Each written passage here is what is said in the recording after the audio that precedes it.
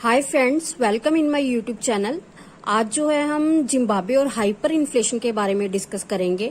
इस टॉपिक को आज मैंने क्यों उठाया है, इसके जरिए मैं आपको एक चीज और समझाना चाहती हूँ कि जो अनलिमिटेड मनी है वो क्यों एक कंट्री की गवर्नमेंट या एक कंट्री का सेंट्रल बैंक जो है प्रिंट नहीं कर सकता। बहुत बार स्टूडेंट्स ये क्वेश्चन पूछते हैं कि मैम आरबीआई के हाथ में ही करेंसी प्रिंट करना है, गवर्नमेंट के बिहाफ पे जो है आरबीआई काम करता है, तो आरबीआई क्यों नहीं अपनी मर्जी से जितनी मर्जी करेंसी प्रिंट कर ले, ठीक है ना, क्योंकि अपनी ही प्रिंटिंग प्रेसेस हैं। लेकिन ऐसा नहीं कर सकते, इसके बहुत सारे नुकसान हैं, डिसएडवांटेजेस हैं, हमारी इकोनॉमी जो है इससे हिल सकती है।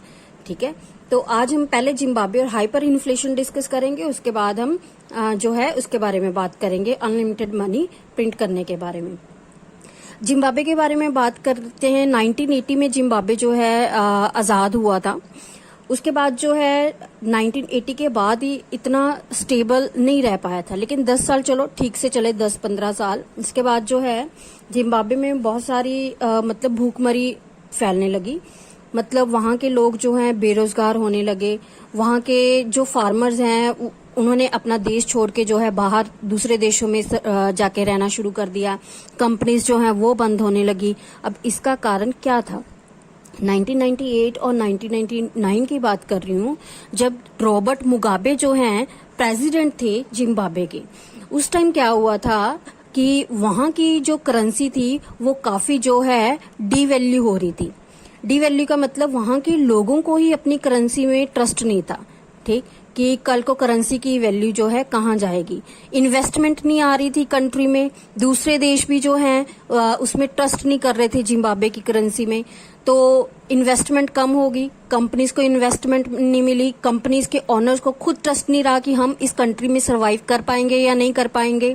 ऐसे ही जो फार्मर्स थे उनको भी ट्रस्ट नहीं रहा कि हम इस कंट्री में सरवाइव कर पाएंगे या नहीं कर पाएंगे। तो एक कंफ्यूजन सी थी उनको, तो उन्होंने जो है डिसीजन लिया कि हम इस कंट्री को लेफ्ट करेंगे। अब देखो, किसानों ने देश छोड़ दिया, कंपनी ने छोड़ दिया, तो जितने भी लोगों को वहां पे रोजगार मिला था वो सारे बेरोजगार हो गए। किसानों ने छोड़ दिया, वहां पे भूखमरी फैल गई। ठीक, तो रॉबर्ट मुगाबे ने क्या किया, एक डिसीजन लिया। उसको वैसे भी जो है बहुत सारा पैसा चाहिए था देश के बाहर देने के लिए, ठीक, और कुछ लोगों को अवार्ड रिवॉर्ड देने के लिए, कुछ लोगों को ब्राइब देने के लिए।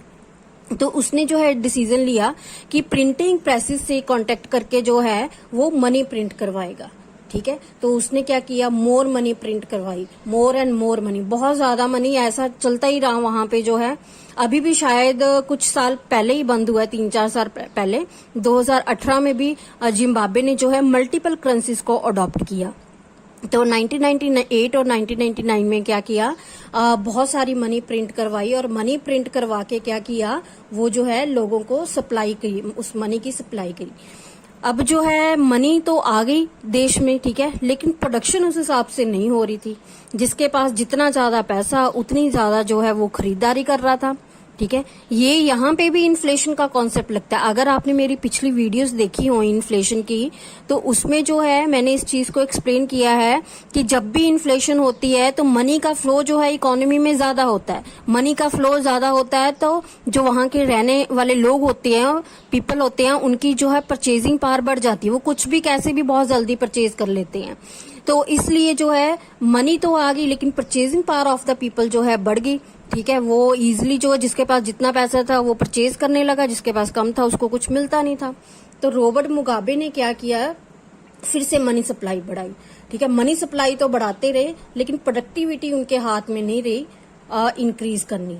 सो क्या हुआ, so production is not so fast according to the money supply और डिमांड। डिमांड ज्यादा हो रही थी, मनी सप्लाई ज्यादा हो रही थी, लेकिन प्रोडक्शन उतनी फास्ट नहीं थी। तो क्या हुआ, वहां के प्राइसेस जो हैं चीजों के इंक्रीज होते गए। अब आपको पता ही है जब पैसा ज्यादा आता है तो प्राइसेस जो बढ़ जाते हैं, क्योंकि डिमांड जो है चीजों की ज्यादा होने लगती है। सारा खेल डिमांड एंड सप्लाई का है। तो क्या किया, प्राइसेस जो है बढ़ गए, और गवर्नमेंट जो है जिम्बाब्वे की वो और ज्यादा मनी प्रिंटेड करती रही, लेकिन गुड्स जो है उस हिसाब से प्रोड्यूस नहीं हो रहे थे। इसलिए वहां पे जो है इन्फ्लेशन रेट 1200% के अप्रॉक्स जो है इंक्रीज हो गया 2005 और 6 के बीच। ठीक है, और इन्फ्लेशन रेट जैसे कि मैंने आपको बताया 4 और 5 के बीच में ही रहना चाहिए मंथली। इतना रहे तो कंट्री की ग्रोथ भी होती है और जो है सेंट्रल बैंक या गवर्नमेंट ऑफ उस कंट्री के कंट्रोल में भी रहता है।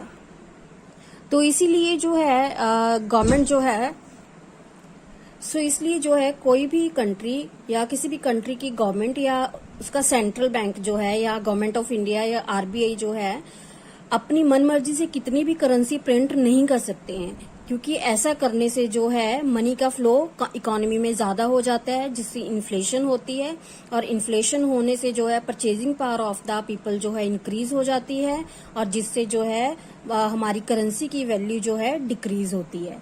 परचेजिंग पावर ऑफ पीपल बढ़ती है तो मनी वैल्यू जो है डिक्रीज होती है। ये 2 चीजें आपको जो है हमेशा याद रखनी है। तो इस वीडियो में जो है इतना ही, और आगे जो है ऐसी नॉलेजेबल वीडियो लेके और आएंगे। Thank you.